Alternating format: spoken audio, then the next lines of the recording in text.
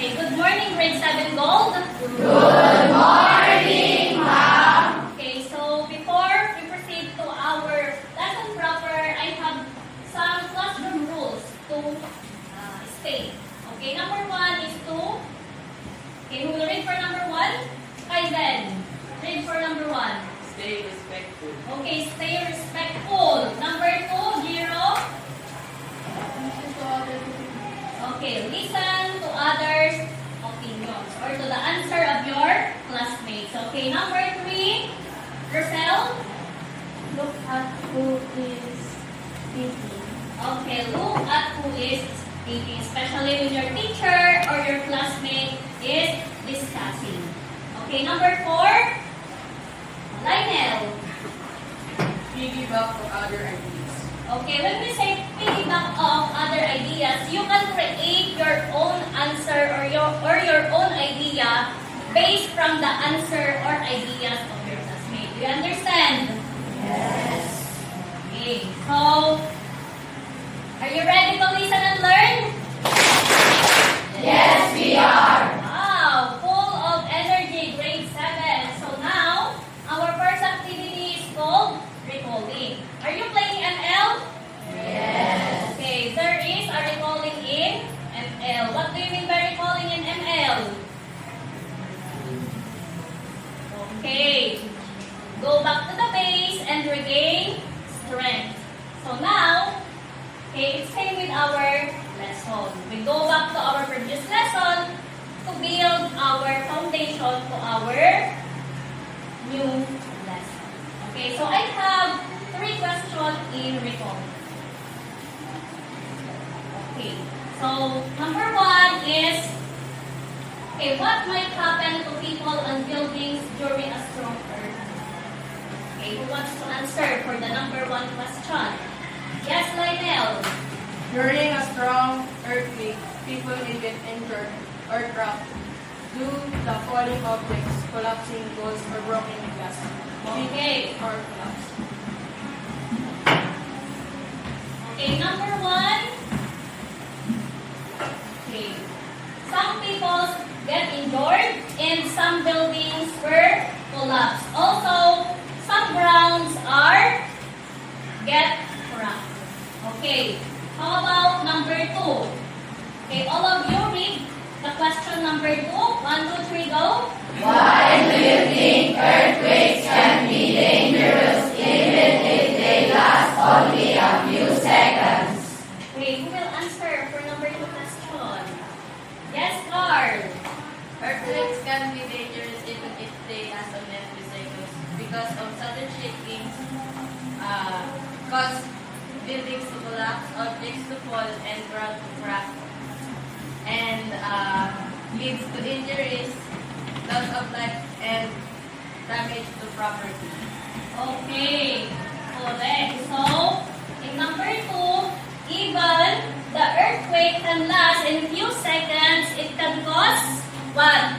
What is the answer? What's Sylvia's answer? I wrote it on the board. Collapse building and okay, loss of life. Okay, number 3. Okay, all of you again, read the question number 3. If an earthquake suddenly occurs while you are inside the classroom, what do you think you should do? What do you think you should do if you are inside the classroom, then the earthquake occurs?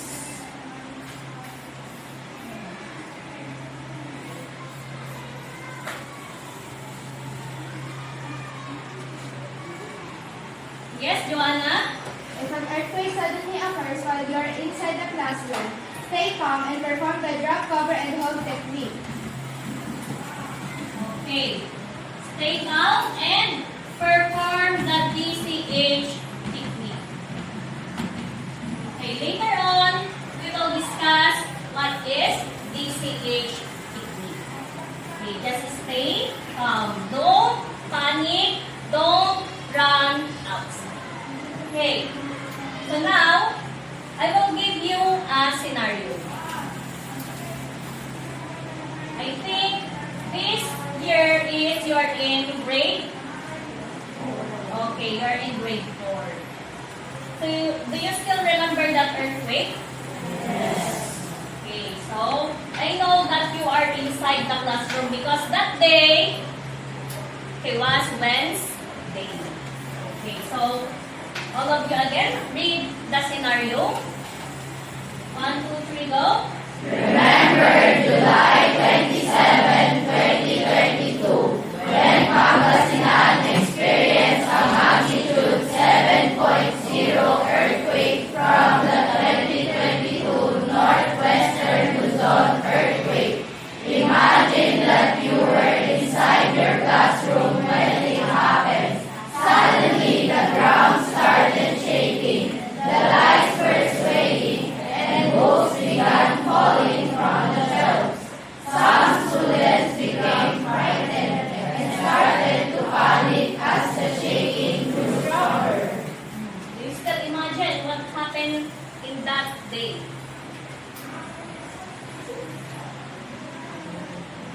Okay, so I have here a guide question for that scenario.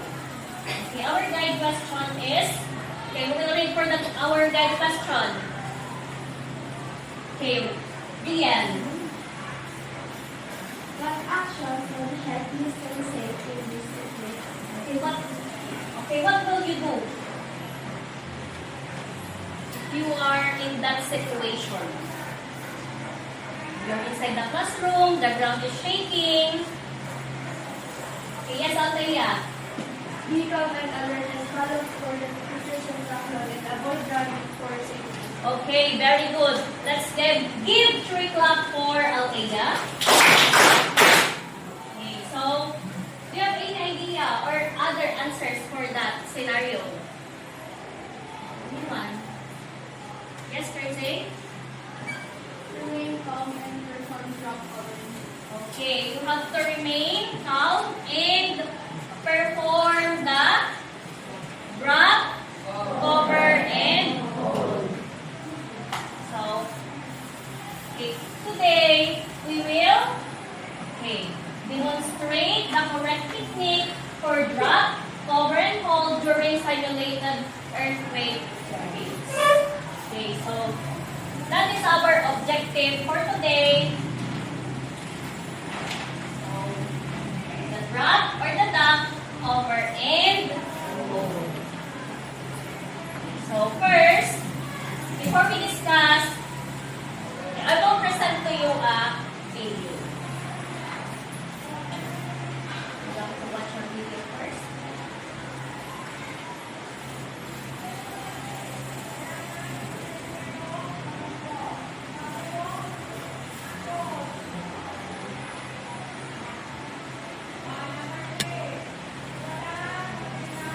Great Shakeout earthquake drills remind you to drop, cover, and hold on to protect yourself during an earthquake in most situations. Let's practice what to do if a sturdy desk or table is nearby. When you feel shaking, immediately drop down onto your hands and knees. An earthquake is less likely to knock you over in this position, and you're a smaller target for anything falling or flying. Then, cover your head with your arms. Clasp your hands around your neck. Bend over to protect your vital organs. If you can move safely and a sturdy desk or table is nearby, keep one arm over your head as you crawl to additional shelter. Finally, hold on by gripping a table leg or other part of your shelter. Continue protecting your head and neck with your other arm. Remain on your knees and bent over, ready to move with your shelter when it shifts during the shaking. Close your eyes and mouth to protect against dust and debris. Remain in this position until the shaking stops.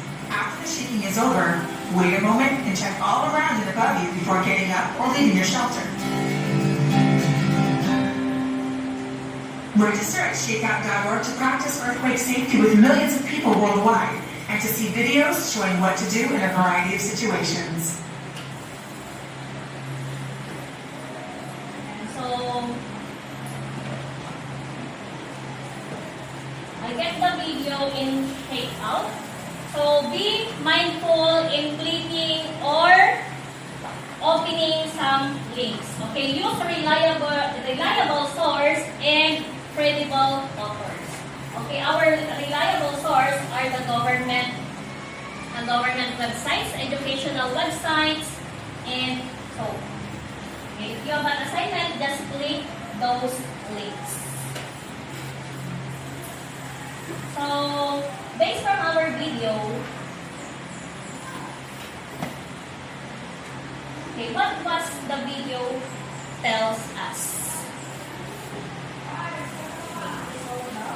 What?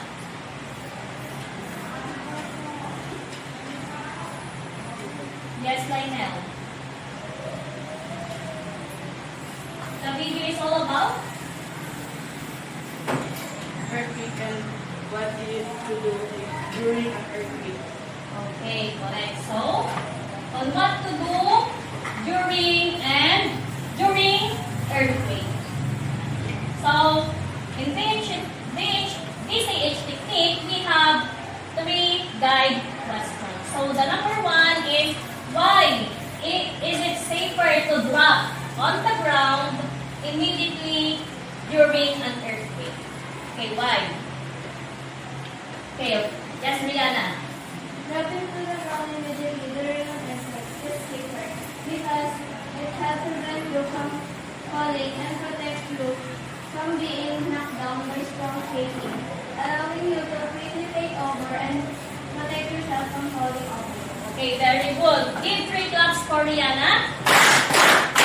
Okay, prevent you from falling objects and prevent you from knocked down on the floor. Okay, number 2. Okay, who will read for number 2 question? Aracel. What might happen if a person runs instead of performing rock, cover, and hold on? Okay.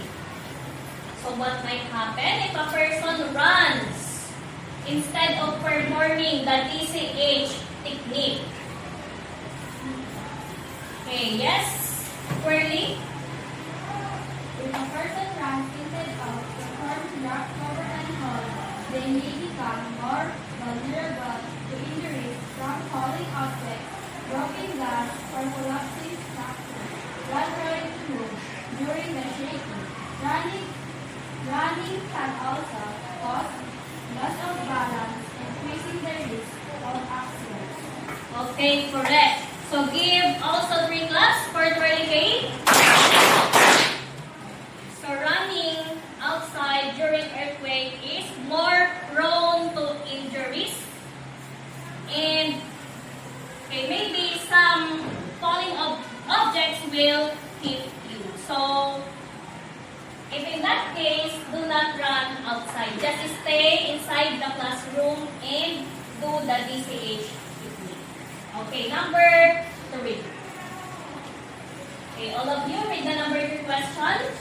How does covering your head and neck protect your body? Okay, so we'll answer for that question. Okay, yes, Claire? Covering your head and neck protects your brain and spines, which are the most vital parts of your body. During an earthquake, this action can actually prevent serious injuries from falling machines blasted out of objects. Okay, correct. So, when earthquakes occur, just cover your neck and your head. Why? Because these are the most vital part of your body. Because head contains our brain, which is the control center of our body. And of course, the neck is connected to our spine. Okay, the spine is the communication pathway from the brain to to other parts of our body. Okay. So now, let us discuss what is DCH technique. So the first one is the letter D. So letter D stands for drop. Okay, correct. Drop. It says there that drop immediately drop to your hands and knees to prevent falling. Okay, so who wants to imitate the picture and show it to the class? Yes, Joel, come on. Okay, look at Joel. He will imitate the picture. Okay, do the drop. Okay, is it correct? Yes. Okay, so give 5 claps to Joel. Good job. Okay, next one is over. So, okay, can you please read what is over? 1, 2, 3, go. Take over under a sturdy table or desk and protect your head and neck. Okay, good. Just locate or find a sturdy table or desk like this and the table in front. Okay, you can use this during earthquake. So look for sturdy table or desk to protect your head and okay. Okay, who wants to imitate again the cover? The cover position or action. Yes. You're not raising your hands. Come on. You perform the cover position. Okay, is it right? Yes. Okay. Next. Okay, give 5 claps for okay, next. The hold on or the hold position. Okay, all of you read. Okay, read the definition. 1, 2, 3, go. Hold on to the table or desk until the shaking stops. Okay, correct. Okay, just hold on the table or desk and wait for the earthquake stops. Okay, who will perform this one? What's to perform? Sian, come on. You're raising your hand.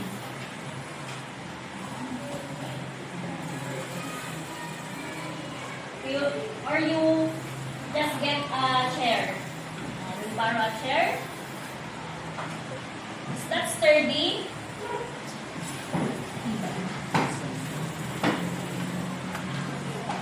Okay, so you perform the hold. Okay, is that correct?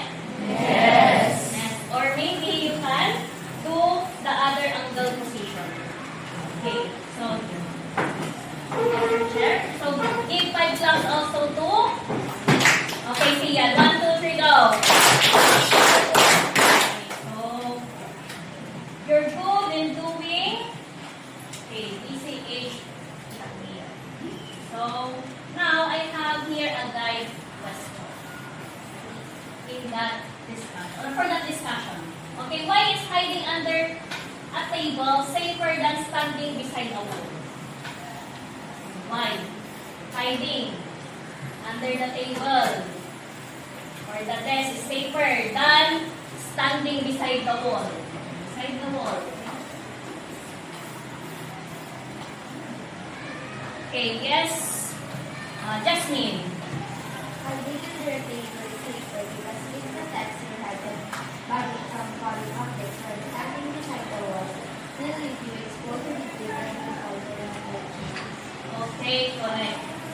Okay, hiding under the table is protect your head and neck.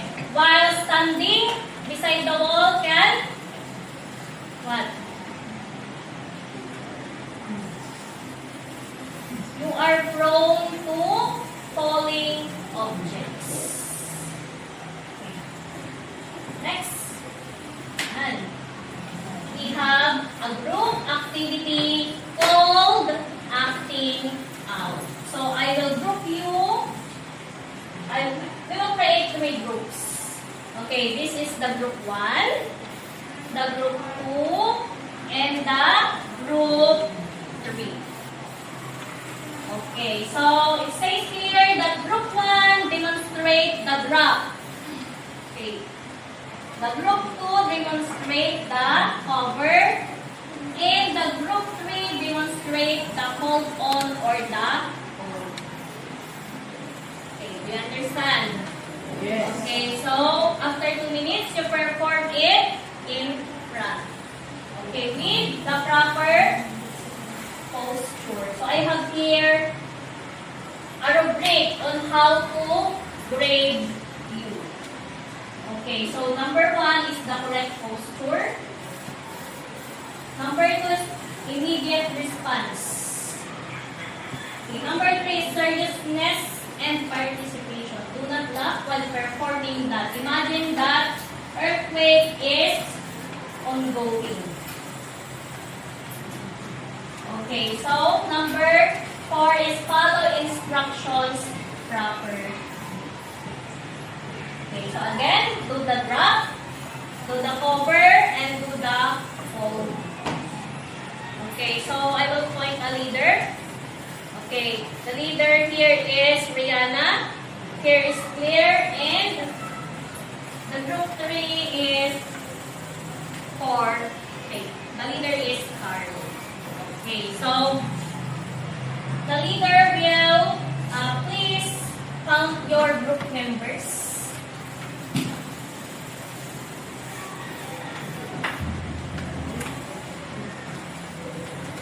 Okay, so now you may proceed to your 2 minutes practice.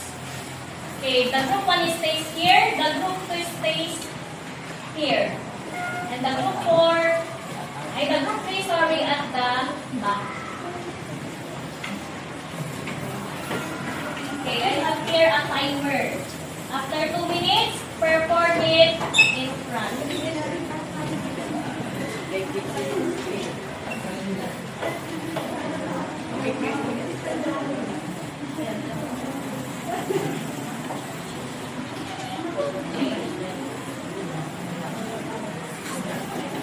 Do you have any question with your groups?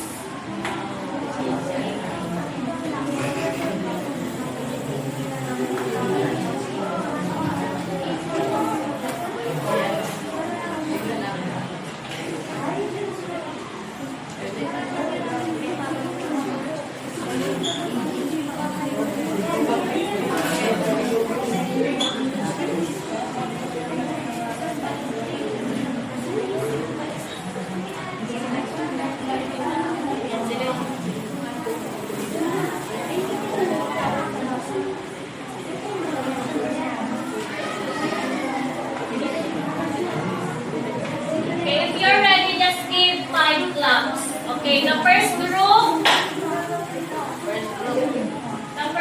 that is ready. Okay, I will give them bonus. I will give them a bonus or +5 in their quiz.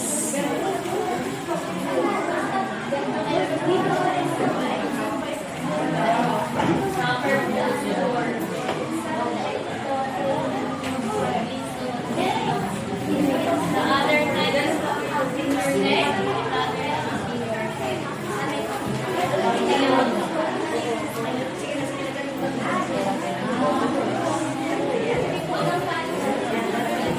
Okay, 25 seconds.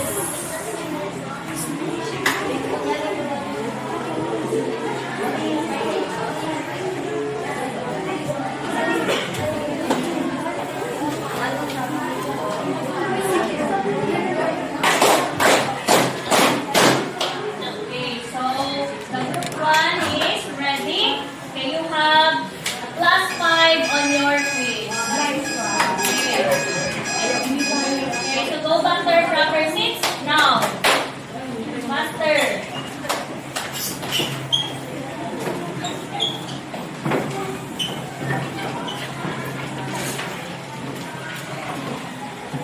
Okay, so I will call the group 1 to perform the drop position in front. So all of you form a line. Okay, 1 line only.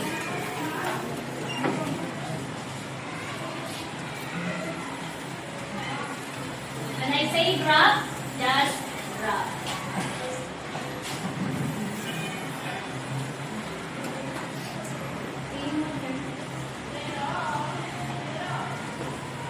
Okay, 1, 2, 3, go.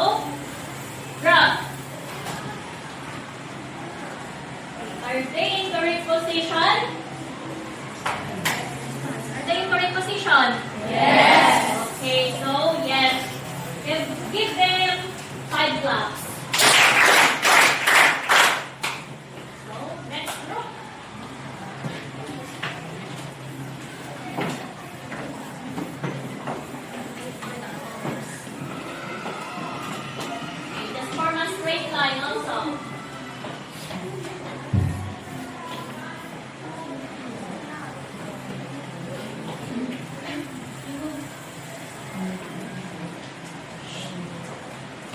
Okay, 1, 2, 3, go. Over.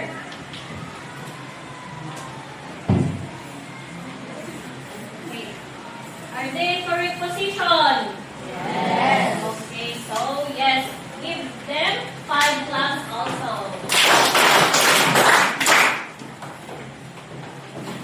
Next, the group 3, perform the hold or the hold on. Form a straight line. Move.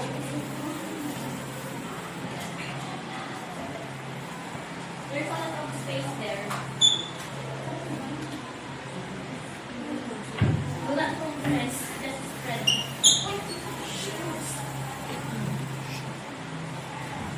Okay, are you ready? Okay, do the position or action. Hold on or hold.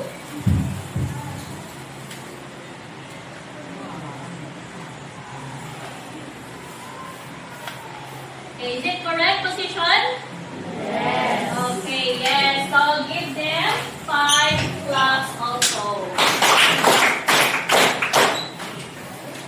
You're good in doing DCH technique. So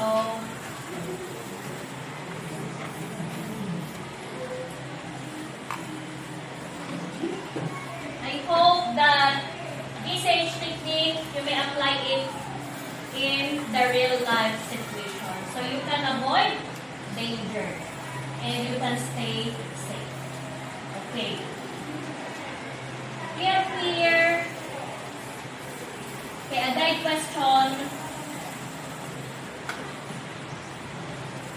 Your activity.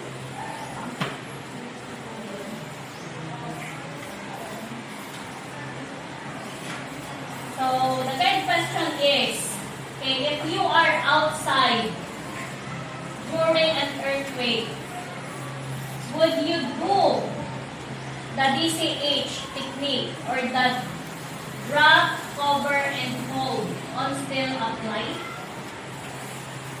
Say your answer. What do you think? The DCH still apply outside or not? Okay, Joanna. No, it does not. And instead, you should move to an open and safe area since falling debris from nearby structures is the main danger. Okay, correct. So, if you are outside and you are surrounded by buildings or by street lights and other trees, okay, move quickly and find an open area. Okay, but okay, sometimes we apply the DCH technique, especially when you are in an open area. In an open area. There is no tree, there is no building, there is no street lights. Okay, so sometimes we may apply the DCH outside. Sometimes not all the times. Okay. So we have here the last activity. So it says here, okay, after I announce or shout earthquake drill, okay, you perform the 3 steps, all of you, okay, in front of your chair na lang, okay? So, and let us practice.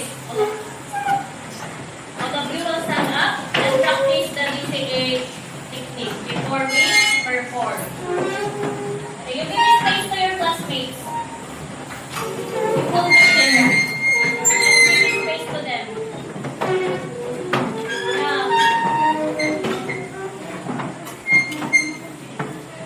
Okay, so the first step is drop.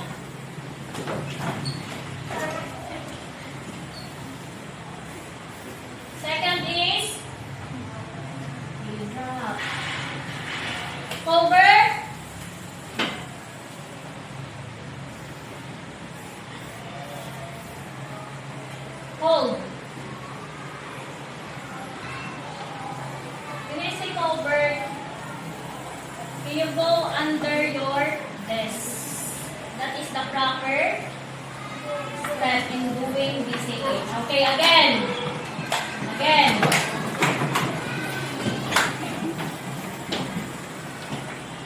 Okay, 1, 2, 3, go. Drop. Cover. Cover, cover. Hold. Wow, you're doing great and amazing. So, I think you're ready in performing the DCH technique. Okay, so stand up. Okay, when I will count the earthquake drill, you perform the DCH technique. Do not wait for me to say drop, cover, and hold. Just do it after I shout or announce the earthquake drill. Okay, 1, 2, 3, go. Earthquake drill!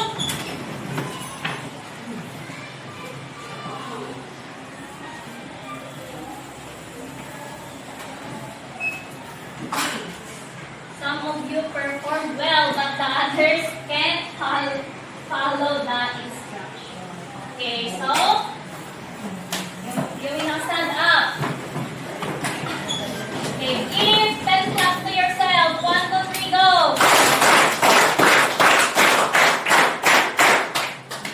Good job, grade 7, go.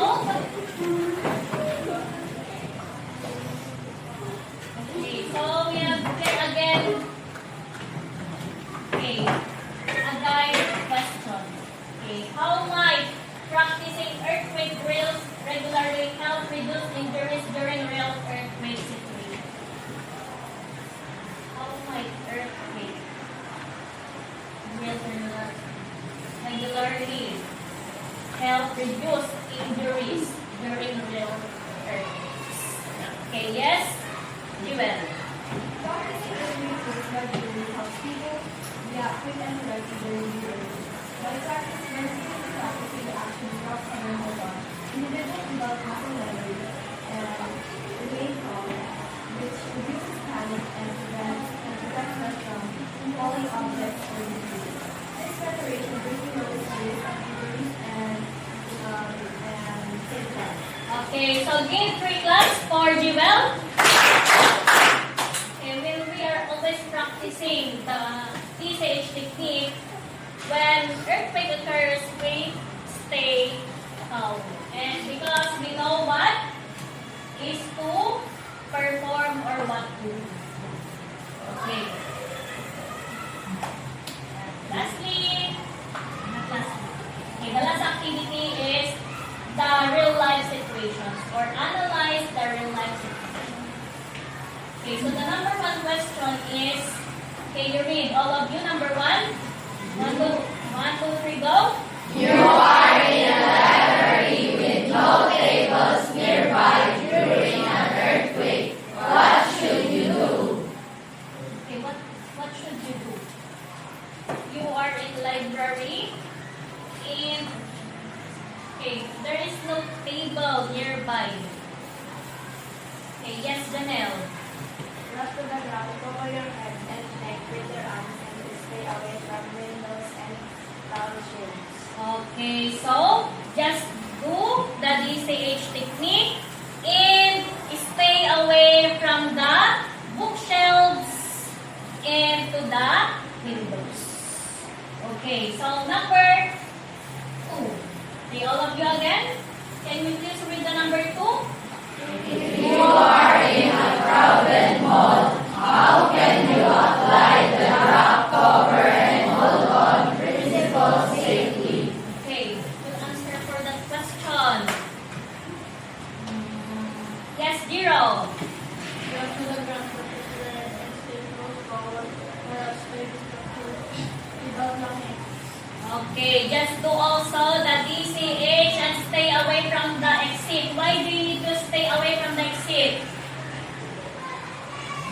Okay, because some people get panic.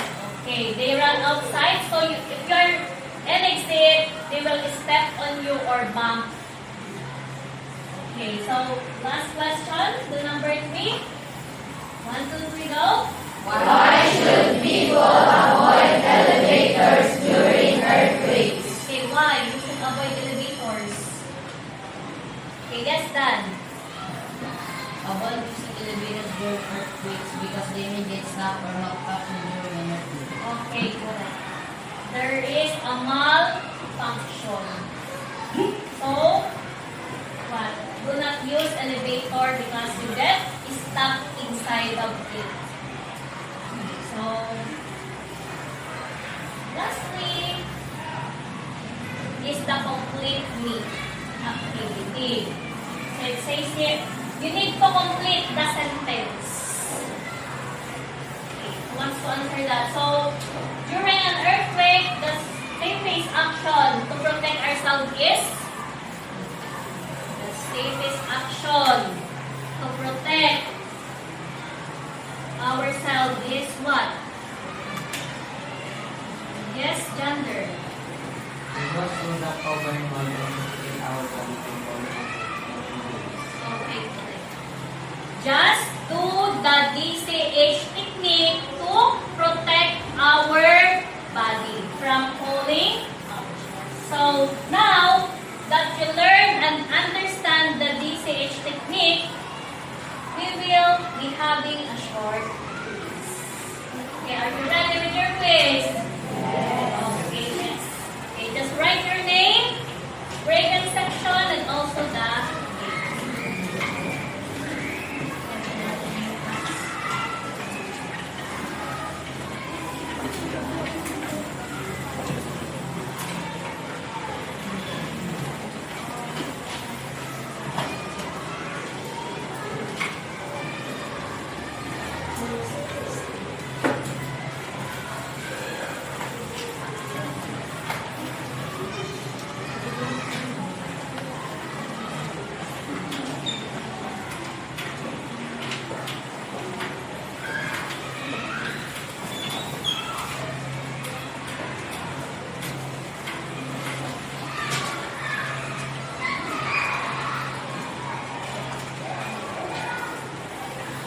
Is there any excess paper or answer sheet? Okay, I have here a soft copy. I have here a soft copy for that quiz. Okay, just get one for paper for the students who doesn't have a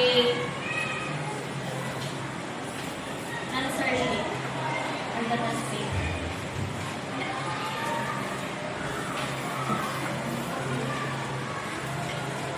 Just write your answer only. For those who have no test paper, just write your answer.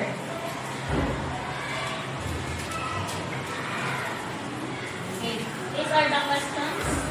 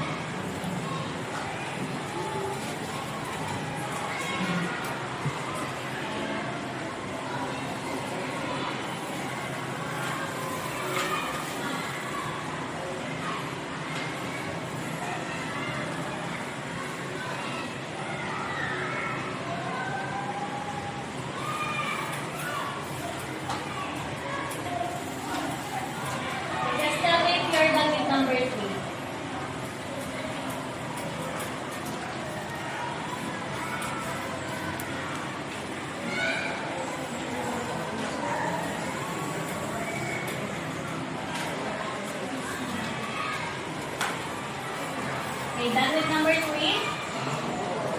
Opo.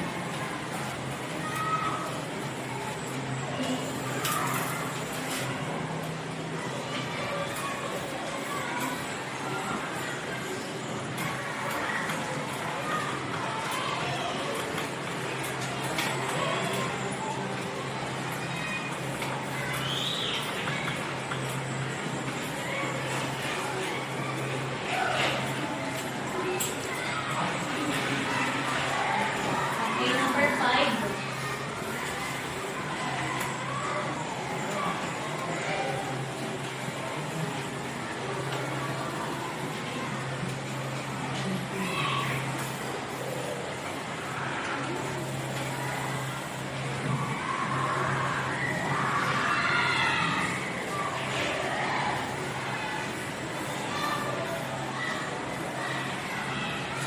Are you done?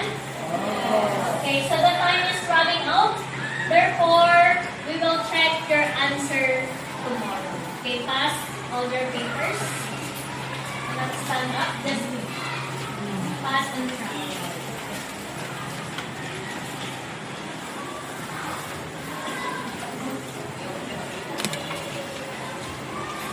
Okay, before we end our lesson, just copy your assignment in your notebook.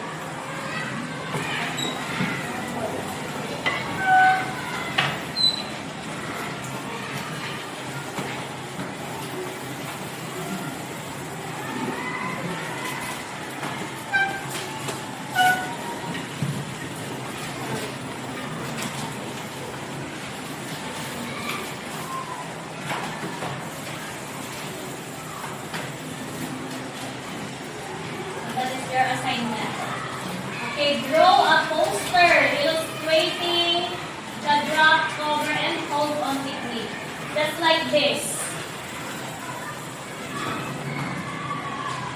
Okay, include a short explanation of why earthquake drills are important.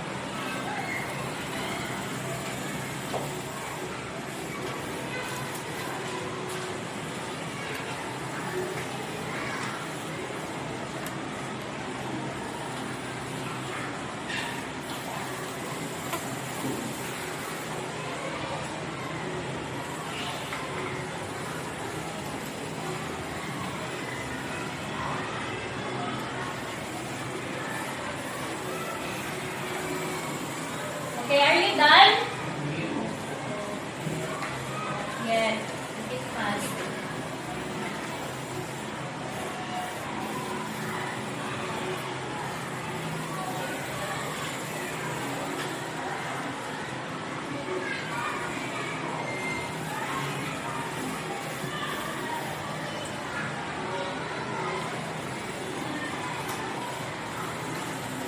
Faster.